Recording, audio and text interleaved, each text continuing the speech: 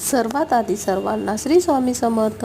भिवू नकोस, मी तुझ्या पाठीशी आहे, हे स्वामी आपल्याला वारंवार सांगतात. तरी आपण सारखे हे कसे होईल, ते कसे होईल असा विचार करीत, अरे मग व्हा ना स्वामी सेवक, करा ना नित्यसेवा. आणि जेव्हा तुम्ही स्वामी सेवक होता तेव्हा तुमच्यात झालेला जो बदल आणि आपल्या कुटुंबात झालेला बदल तुम्हाला आपोआप थोड्या दिवसांमध्ये अरबो करोडो रुपये खर्च करून जे आपल्याला फळ मिळत नाही ते फळ फक्त आपल्याला स्वामी सेवा करून भेटते. आणि जो स्वामींच्या दरबारात स्वामी सेवक म्हणून किंवा स्वामींचा भक्त म्हणून गेला, स्वामी त्यांना कधीच काही कमी पडू देत नाही.